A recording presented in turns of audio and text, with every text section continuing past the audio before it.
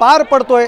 नितीश कुमार यांचा 8व्यांदा मुख्यमंत्रीपदी त्यांच्या गळ्यामध्ये पुन्हा माळ पडते आणि हा शपथविधी आपण बघतोय की नितीश कुमार यांचा पुन्हा एकदा मुख्यमंत्रीपदासाठी शपथविधी होतोय। थेट नितीश कुमार ज्या ठिकाणी शपथ घेत आहेत त्या ठिकाणची ही ताजी दृश्य आपण बघतोय। अगदी काही क्षणातच नितीश कुमार हे मुख्यमंत्रीपदाची, बिहारच्या मुख्यमंत्रीपदाची ते शपथ घेणार आहेत।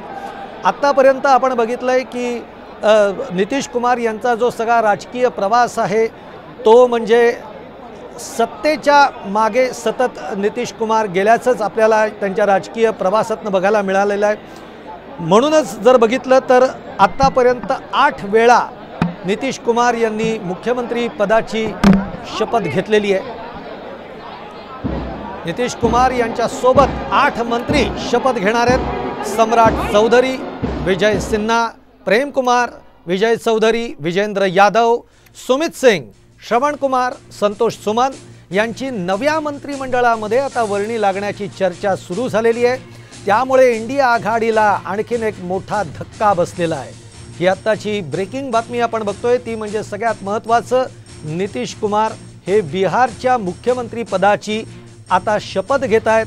कारण लालू प्रसादांबरोबरची जी त्यांची आघाडी होती, जी JDU बरोबरची जी आघाडी होती ती संपुष्टात आणली गेली आणि त्यानंतर नितीश कुमारांनी राजीनामा दिला आणि आता पुन्हा NDAच्या सोबत नितीश कुमार हे आपण बघतोय की बिहारचे पुन्हा एकदा मुख्यमंत्री बनणार आणि आता त्यांची शपथविधी हा काही क्षणामध्ये होताना आपल्याला बघायला मिळतोय। नितीश कुमार हे बिहारचे मुख्यमंत्री म्हणून शपथ घेत आहेत।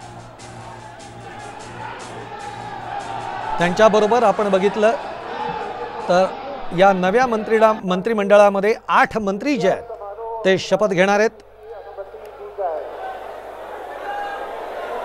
माननीय राज्यपाल जी, आपकी अनुमति से मैं मनोनीत मुख्यमंत्री की नियुक्ति संबंधी आदेश पढ़ता हूँ।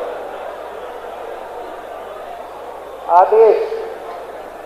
बिहार के राज्यपाल संविधान के अनुच्छेद 164 द्वारा प्रदत्त शक्तियों का प्रयोग करते हुए श्री नीतीश कुमार को बिहार राज्य का मुख्यमंत्री एवं मंत्रिपरिषद का सदस्य नियुक्त करते हैं। बिहार के राज्यपाल के आदेश से रॉबर्ट एल जोंग्सू राज्यपाल के प्रधान सचिव।